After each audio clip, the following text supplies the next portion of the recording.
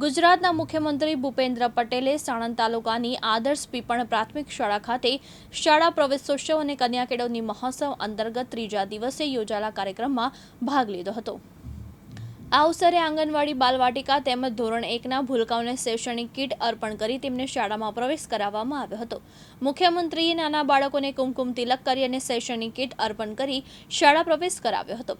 આ પ્રસંગે શિક્ષણ સહિત વિવિધ પ્રવૃત્તિઓમાં ઉત્તમ સિદ્ધિ મેળવનાર વિદ્યાર્થીઓનું સન્માન પણ કરવામાં આવ્યું હતું। કાર્યક્રમ દરમિયાન શાળા પરિસરમાં ઉત્સાહભર્યો માહોલ જોવા મળ્યો હતો।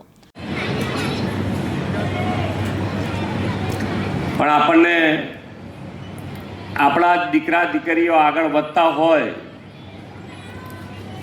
તો કેટલો આનંદ આવે કે ભાઈ આજે અહીંયાથી એનાઉન્સ કરતા હતા દીકરા દીકરી એના પોતાના વિચારો રજૂ કર્યા કે ભાઈ માન્ય વડાપ્રધાનશ્રીએ જે ઈંધણ બચાવવા માટેની અપીલ કરી છે તે અપીલને માન આપીને આપણે કેવી રીતે સહભાગી થઈ શકીએ એના માટેની પણ એણે પોતાના વિચારો આપની સમક્ષ મૂક્યા છે।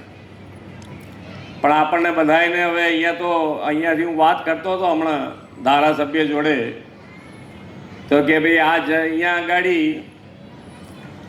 4 વર્ષ પહેલાં અહીંયા બધા ખાતેદાર હશે ને, જમીન છે ને બધાને હજુ કે નથી વેચી તો સારું થયું કે ભાઈ પહેલાં 3-4 વર્ષ પહેલાં અહીંયા 40 લાખ રૂપિયા ભાવ હતો ને આજે તો 3 કરોડની ઉપર થઈ ગયો છે ભાવ। એટલે તમારે તો ઘેર બેઠા ગંગા જેવું કર્યું છે માન્ય વડાપ્રધાનશ્રીએ।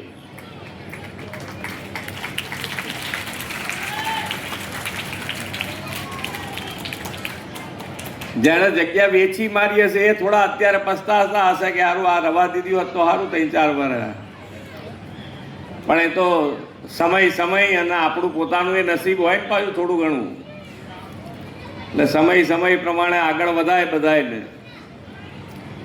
પણ પૈસા કમાવ, પૈસા વધારે આવે અને વધારે પૈસા આવે તો આપણા દીકરા દીકરીઓ એની ઉપર આપણું ધ્યાન હટી ના જવું જોઈએ। આપણે એમનું પણ ધ્યાન પૂરેપૂરું રાખવાનું, એ લોકો કેવી રીતે ભણે એના ઉપર પણ આપણું ફોકસ હોવું જોઈએ।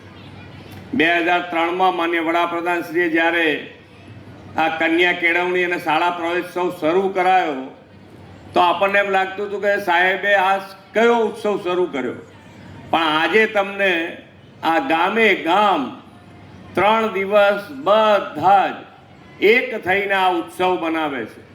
એટલે આખો કન્યા કેળવણી અને શાળા પ્રવેશોત્સવ કાર્યક્રમ એ હવે સરકારી કાર્યક્રમ નથી, એ આપણા બધાયનો, એટલે કે આપણે સૌ સાથે મળીને આ ઉજવતા થઈ ગયા।